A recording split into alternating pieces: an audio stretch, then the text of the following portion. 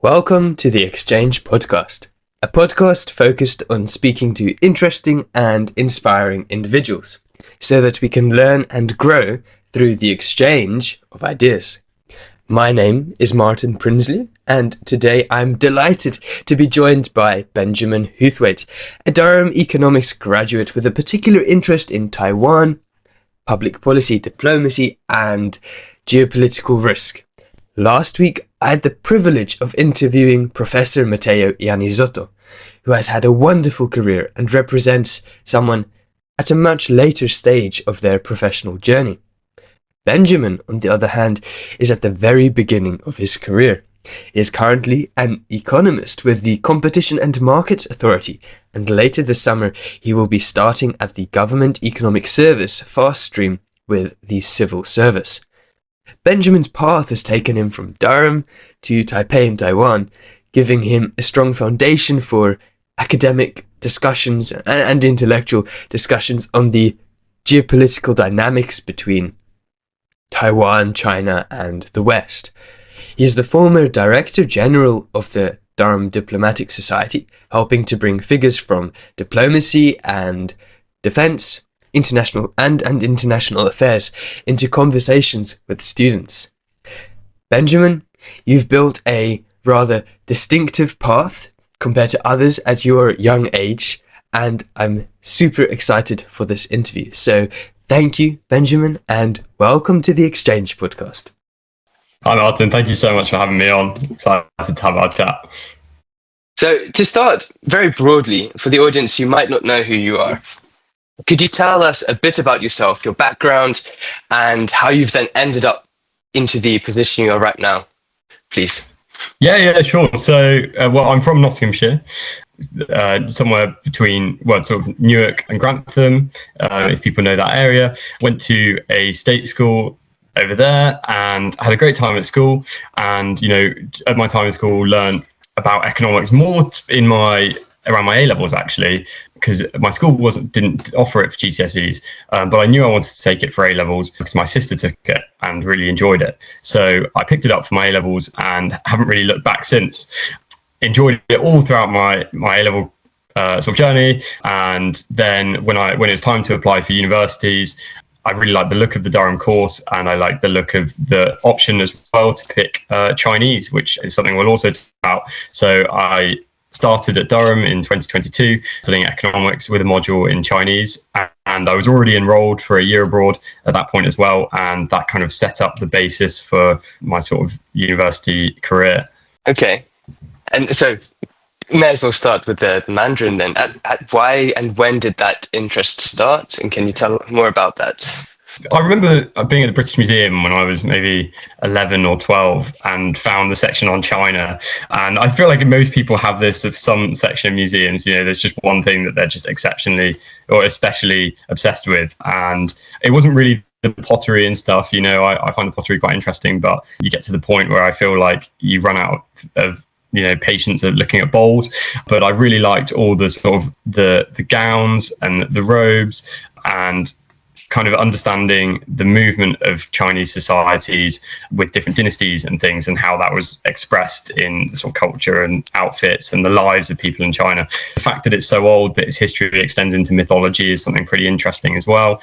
And I knew then, I was then watching some documentaries about China kind of in my teens, and realizing that China was something that had been kind of up and coming even more. It had experienced like a lot of growth in the later part of the 20th century and didn't seem to be slowing down. So it was one of those things that I knew it was probably a good time to get educated about China.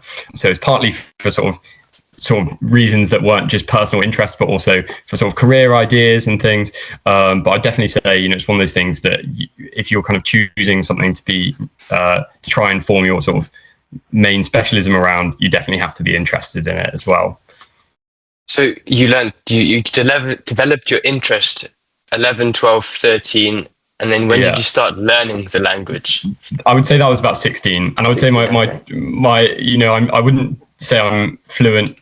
It's definitely come with some kind of peaks and troughs of learning, and it's definitely when you when you're in a place that you don't have much opportunity to practice your Chinese, it's crazy how quickly that ability you lose that ability. But I do find that every time I have some time or I enroll in another course in Chinese or something, then suddenly it gets easier every time to relearn things, and slowly that's how you make progress. And so I learned it. I started on Duolingo when I was 16, bought a book that I kind of practiced my characters in. I can't say my characters have improved very much. I'm still pretty bad, so it looks like kids kind of doodles, but I really enjoy it. And it was something that, so 16 onwards, then I remember going to university, I realized this was my first chance to have formal Chinese education. So my first year, I enrolled in the module in Chinese, which I massively enjoyed, but was definitely pretty tough. More challenging than the economics degree? Yeah, I would say so. I think it's one of those things where both, I was showing my flatmates, someone that did English, actually, I was showing my flatmates some of my work, and she was saying that basically none of my degree was in English because the economics was all in Greek symbols, and then all of my Chinese, of course, was all in Chinese. So I don't really, I thought it was, there's probably some transferable skills there, between sort of understanding, breaking down the way that the Chinese language operates is quite sort of algebraic, maybe, and the kind of, maybe algebraic isn't the right word, but it's very it's almost structured. Structured. Yeah.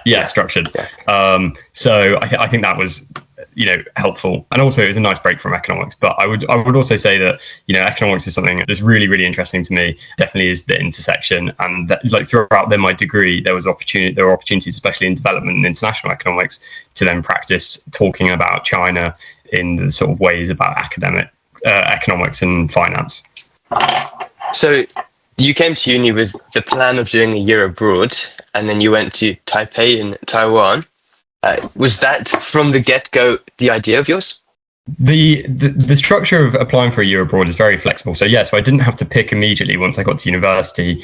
I came around in my second year, and I was pretty set on a year abroad since, about 16 or 17. I thought it would be a great addition to my university experience and a way to experience something new. And at Durham, I knew was quite small, so I thought it would be good to experience a big city, especially in another country.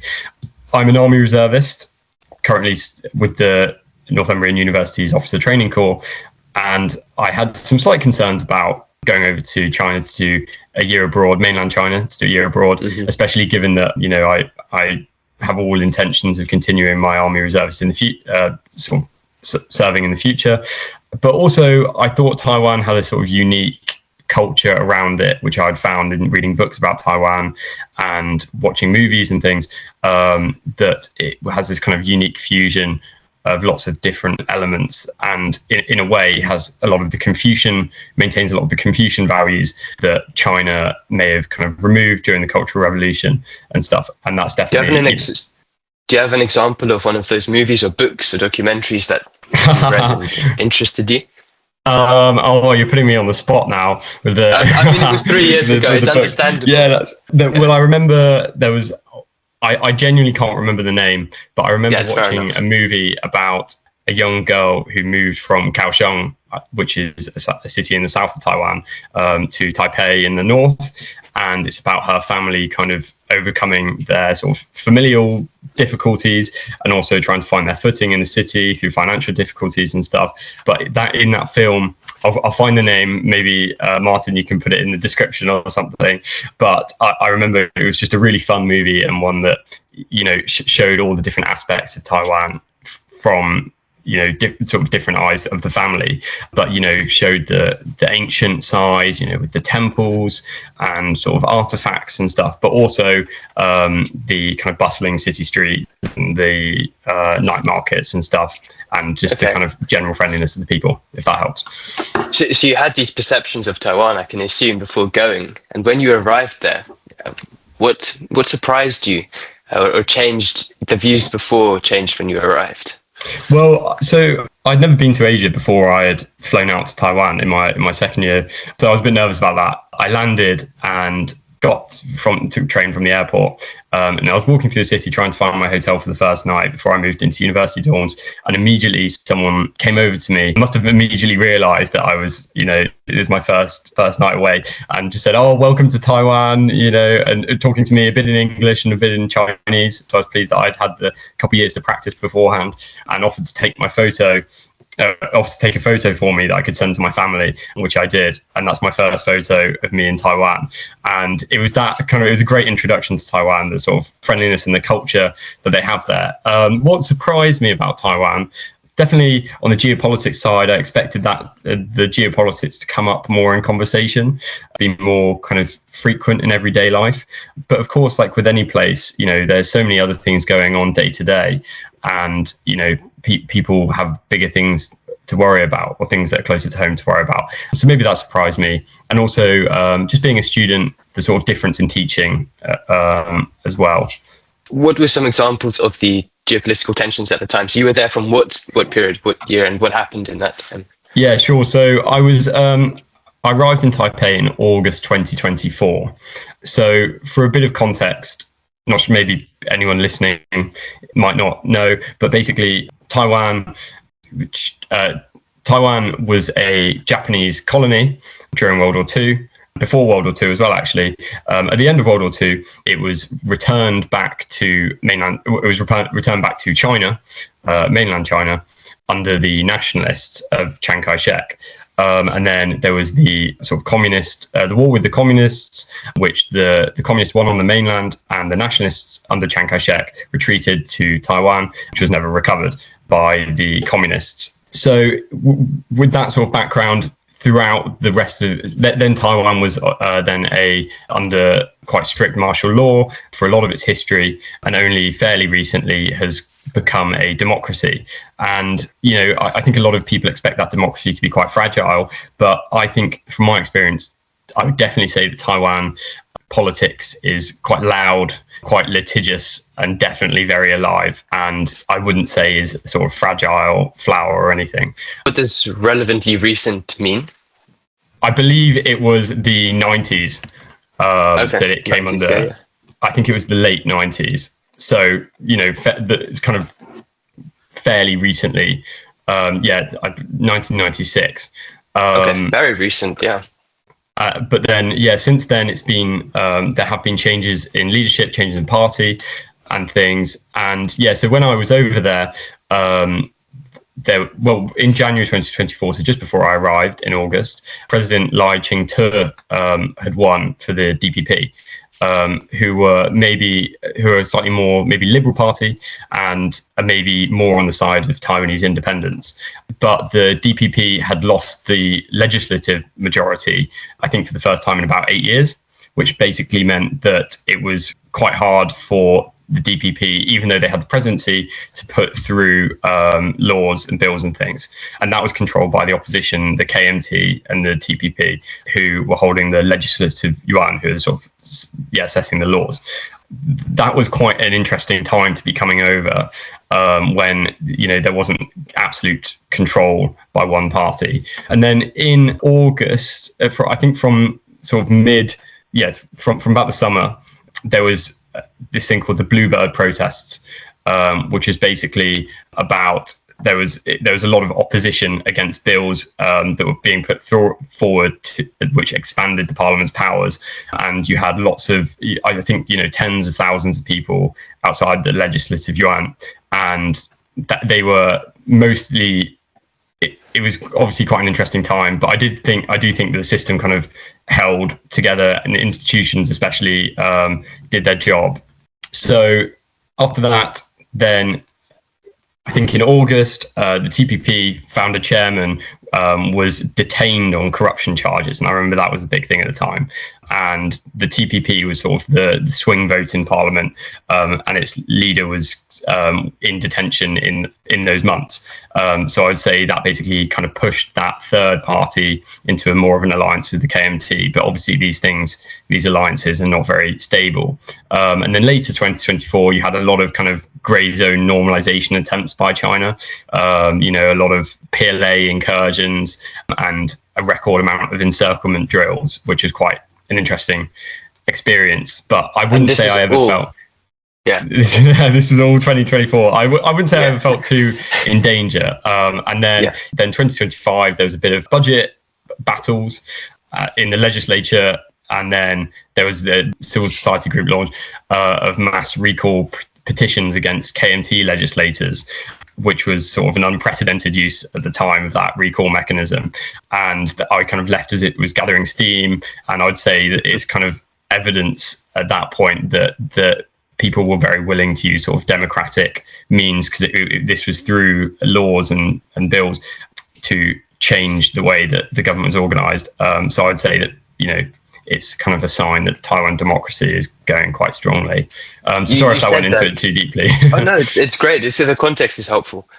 So when you were there, you mentioned that most of the locals weren't very much stressed or issuing about the geopolitical issues surrounding Taiwan, but was there still a certain demographic that were very much focused on that, potentially the younger age, 18 to 25, who might be more caring about their career and their future prospects? Yeah, for sure. I think this is where a lot of the party lines are kind of drawn from. Obviously, it's a bit of a generalization, but in general, the DPP, so the current presidency party, they generally come from younger people. And part of that, and part of their sort of deal of being slightly more pro-Taiwan independence is because because of this younger demographic. These younger voters. And the younger people have less connection to mainland China, mostly because most of the people that came over from China with the nationalists are now obviously, that was many generations ago. So the culture has changed since then. It's definitely not homogenous with China at all. Yeah, so I think people that have been many generations in Taiwan start to feel that they have their own, they have no connection to mainland China, and they feel that Taiwan is its own sort of place, and that's been their own experience. So, some of them can be more pro-Taiwan. On the other side of things, you have people that are concerned that any move towards Taiwan independence could trigger massive geopolitical issues, and China certainly wouldn't be happy about any moves by Taiwan to formally announce any independence. And I think that leads to this kind of odd status quo that's kind of continued for quite a long time, where basically Taiwan is sort of de facto independent, but doesn't want to announce independence. And certainly America also wouldn't want it to declare independence, because that could lead it into, there could be consequences of that, which I think America is reluctant to be dragged into. And then, so let's move on to your dissertation, your research. That was regarding Taiwan, if I understand correctly. Yeah, that's What right. was it exactly? If you had to explain it to someone who, maybe has some economics knowledge, but not perfect knowledge.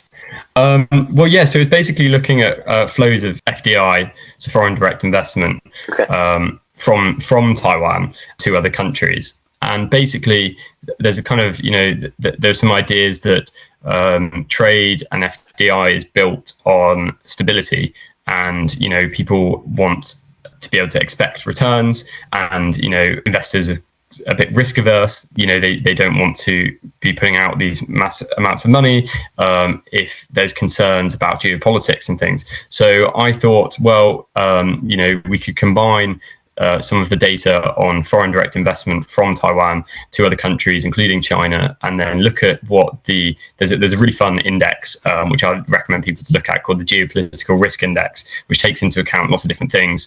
But part of the data set I was also looking at was about the PLA incursions into Taiwan. So then I was looking at how did investment change when geopolitical risk changed around the world and in Asia.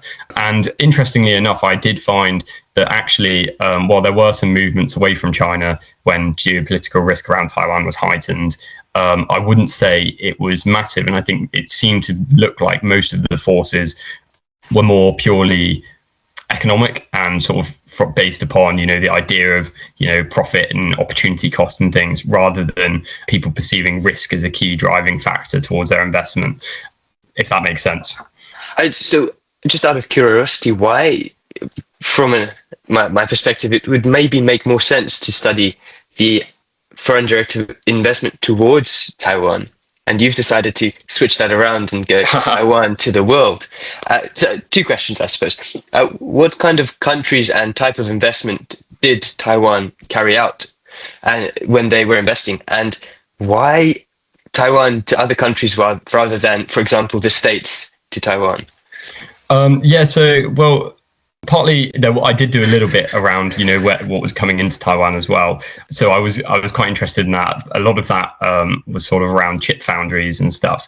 So I was quite happy to talk about that. And yeah, there definitely was some changes when it came to geopolitical risk and things, and people concerned about massive investment in infrastructure and building chip factories, which are massively expensive in Taiwan, when it was quite, when there were risks. But I think those risks have been there for a long time, and I don't think the kind of calculus has massively changed in terms of sort of risks to Taiwan.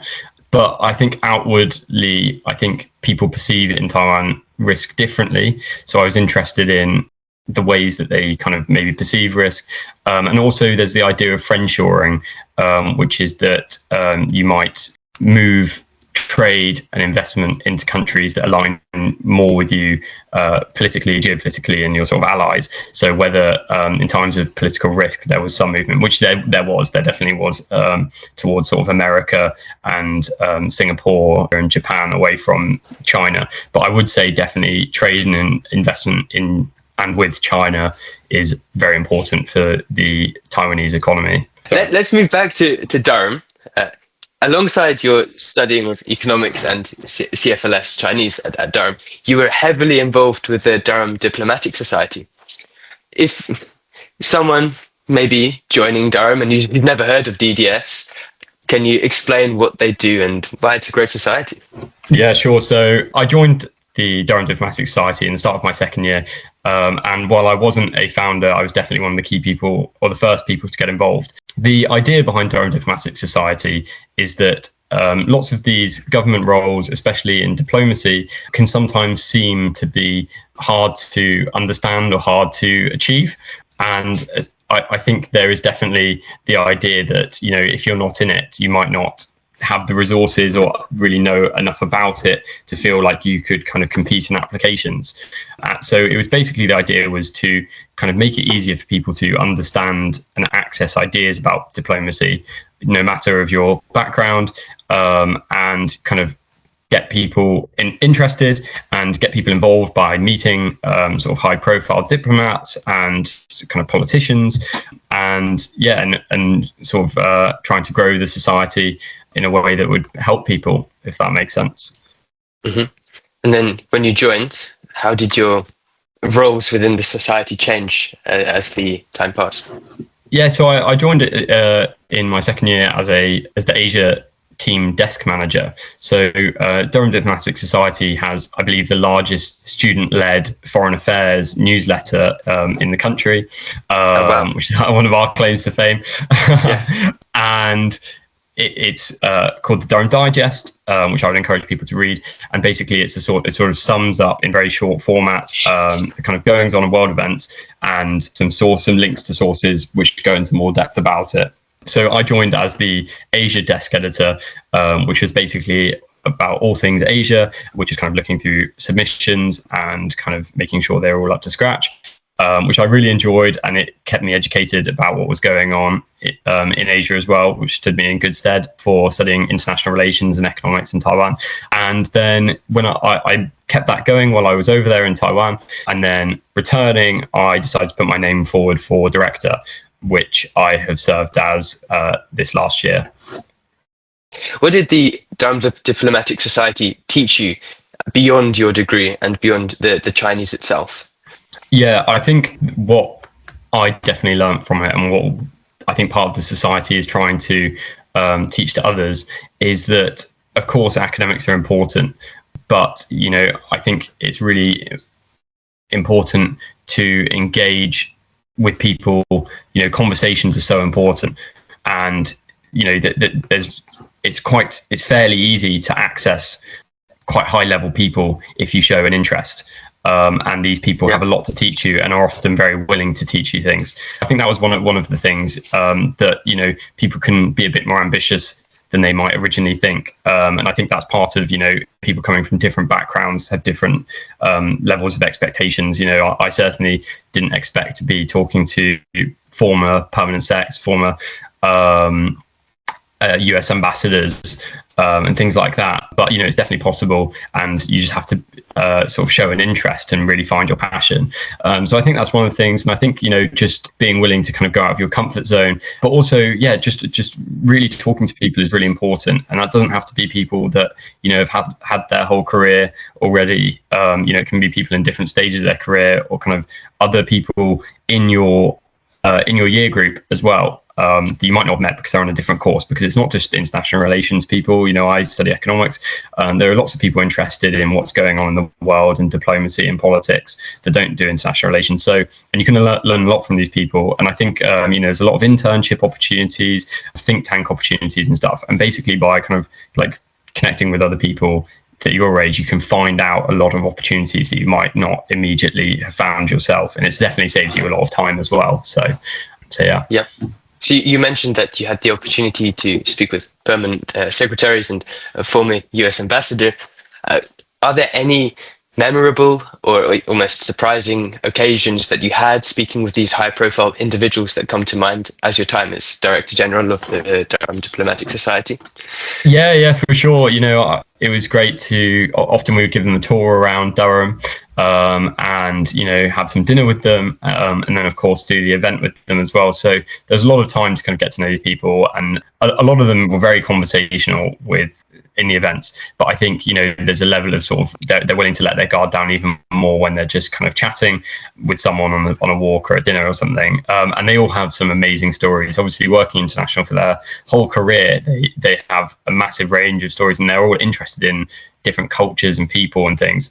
I would say someone who definitely stood out to me as a character would have been Ruben Brigetti, the the US ambassador to South Africa and the African Union, and has held lots of other government positions as well.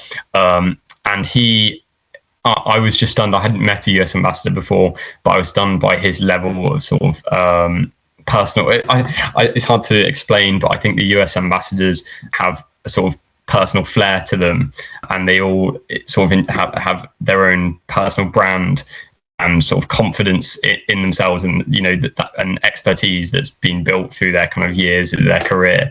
And I think he was so skilled at communicating and telling a story in such a way that people are invested for the whole time.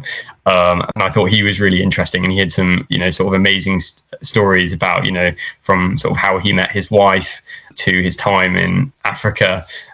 Yeah, so Ruben Brigetti was a really interesting figure, and someone that kind of taught me a lot about opportunities and things to sort of pursue in life that were beyond just careers as well, but finding your own passion and trying to inspire people.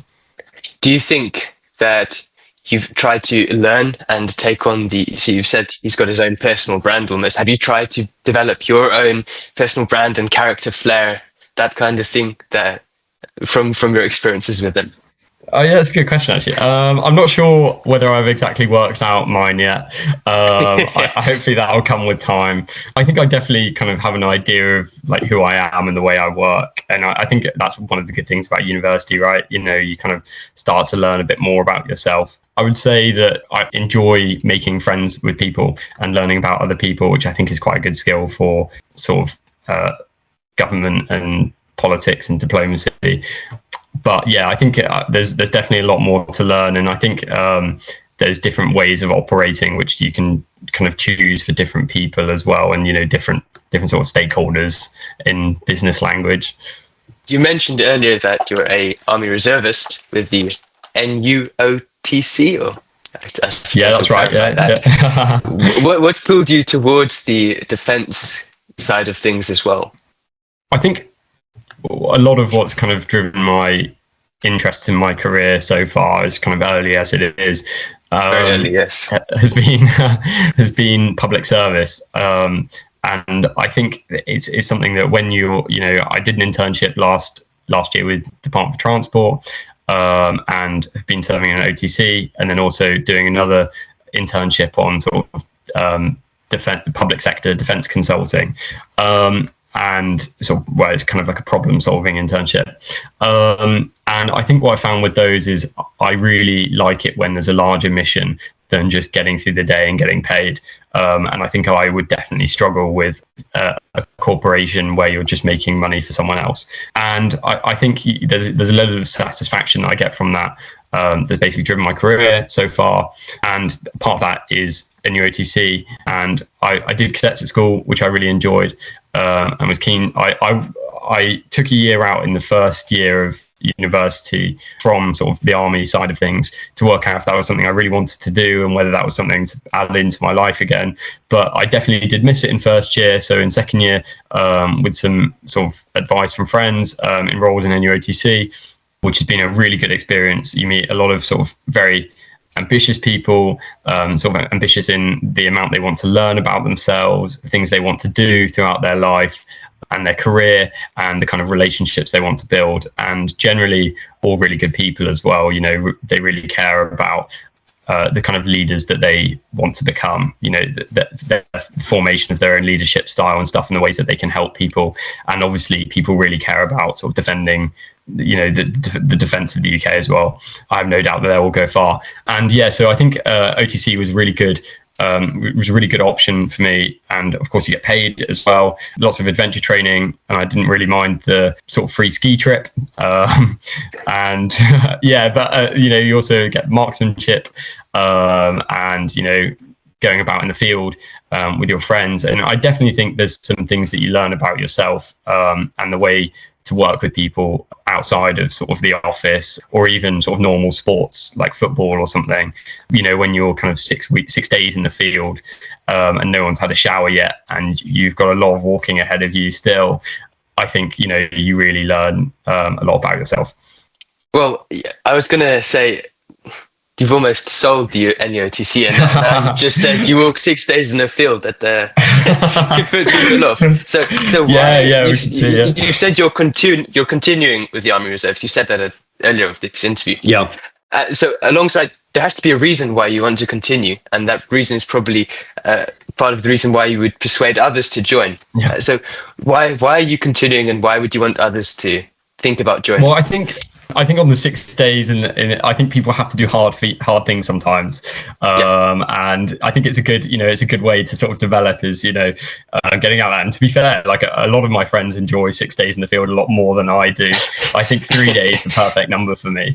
But yeah, no, I think, you know, I really enjoyed it when I was in it. And I think I'm quite keen to step up into a unit that's maybe less university focused and learn some more skills, go on some more courses and stuff, and see the kind of more professional side of the Army Reserves. And of course, go to Sandhurst, which I'm going to try to do next summer, I believe, and sort of commission into a regiment then. But until then, yeah, I'll be joining one of the London units as a regular, well, as a soldier until then. Is there a regular or a reserve? Reserve soldier, sorry. Reserve. Yeah, Okay. reserve soldier. Yeah. Okay. But it's I think it's something that I would really encourage people to get involved in. And talking about the sort of 6 day hiking as well, it's not just kind of being out in the field. Of course, part of the Sandhurst training, until last year, it was formally part of the Sandhurst training modules. So, you know, you do 2 modules in your time at OTC, and then that would take off time that would be required of you to do the reserve commissioning course at Sandhurst. It's a bit different now. The training is still based on what you learn about Sandhurst, but it's not immediately transferable in the way that it was before. But yeah, I would say that because it's a military training academy that you're learning from, there are loads of opportunities to do like sort of debate and sort of challenging each other academically on ideas about geopolitics, domestic politics, and the direction of the UK in terms of defence and defence spending is a key sort of topic of debate at the moment. Well, I suppose everyone within the NUOTC, if they're from Durham, would certainly have an interest in defence and those kind of topics. Especially the funding. Everyone wants to get paid more, right? I suppose so. Everyone does. So, Benjamin, I'd love to move on to what you're doing now. Could you tell the audience what exactly you're doing? You're based in London as we're interviewing. So what are you doing down there? I graduated a couple of weeks ago and have started an internship in London at the Competition and Market Authority. I haven't been in the office today, but it's a very nice office in Canary Wharf. And basically, they're part of the civil service, and their role is to try and protect consumers, prevent pricing being exploitative to consumers, ensure that markets operate correctly by encouraging competition, preventing unfair monopolies, and that sort of microeconomics ideas. So yeah, I'm really enjoying it at the moment. I've been in there for about a week, but it looks like I'll be on consumer protection side of it. And the CMA recently was given some new powers, which I believe is called the DMCC, and it's basically consumer protection powers, and also covers digital markets, which makes it easier for the CMA to regulate digital markets. And if they have to make some decisions about, if they believe that companies have acted sort of unfairly or have been sort of exploitative in their pricing, they're able to carry out sort of punishments. Not sure what the word is, but they're able to disincentivize that without having to go through the courts as they did in the past. So it's quite an exciting new time for that regime. And yeah, so I'm doing that until September, and then after that, I'm moving straight into the government economic service fast stream, which should be really exciting. I'm just waiting to hear about which department I've been assigned. That's very exciting. And what you're doing now is incredibly competitive. Not many people. So congratulations to you. If you were to give advice for a student listening who would be interested in working in the CMA or joining the fast stream with the Durham, sorry, what am I talking about? The fast stream with the civil service, what would you tell them? Yeah, so I would definitely say, go to first principles about why you want to join the civil service in general. I think a lot of it is about the public service aspect of it. And, I think the fast stream especially has a lot of opportunities for development for yourself. That's the kind of key thing about it, is that they give you a lot of feedback and a lot of opportunities to develop yourself in quite a short amount of time. Relatively, that being 3 years. And yeah, so I would say kind of think about that and think about what attracts you to it immediately, and don't be afraid to talk to people as well. I'd be very happy to talk to anyone that was interested in joining the civil service for the fast stream, and offer my sort of fairly limited knowledge beyond the sort of recruitment cycle of it.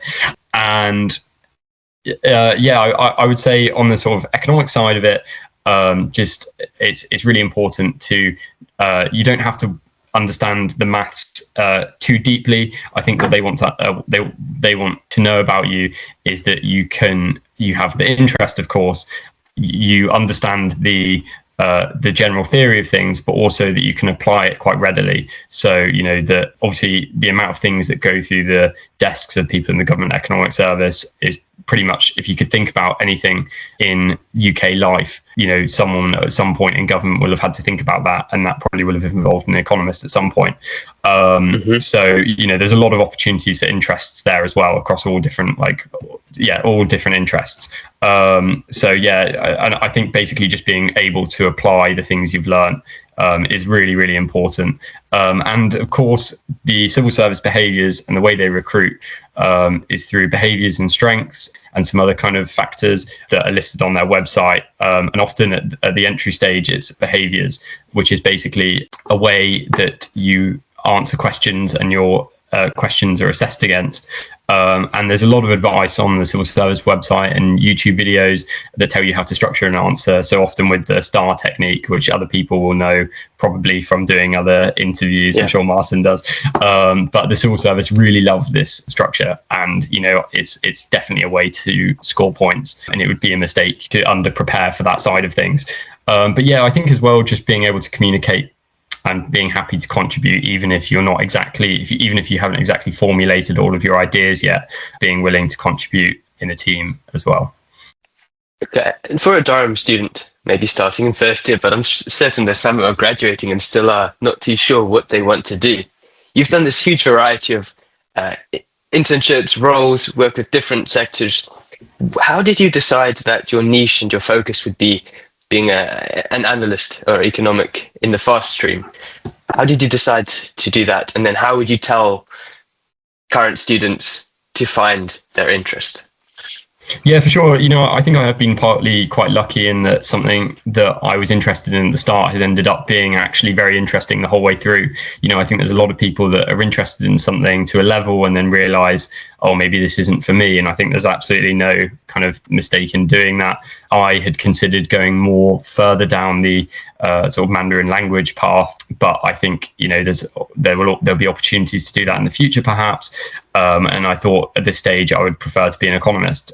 So I think you have to be prepared to kind of try new things and change up from the initial plan that you had. That said, I think it is good to try and build some level of sort of personal brand and try and make things, when you can make things sort of come together, then try and do that. So for a dissertation, for example, try and make it on something that you're interested in or something you've experienced or sort of done some work on in the past, and that can create a bit more of a story that makes it easier to kind of say in interviews and have on your CV, because I think recruiters like to see a progression, right? They like to understand your story. Yeah. And also it makes it better for you because you can kind of go deeper in the subject. And obviously, I think also what people find is the deeper they go in a subject, it opens up more than they expected, right? It's everything has so many levels to it. And there's sort of different areas of expertise in every field. So it's worth kind of trying things out. And I think that's why diplomatic society is good. Joining societies at universities is good.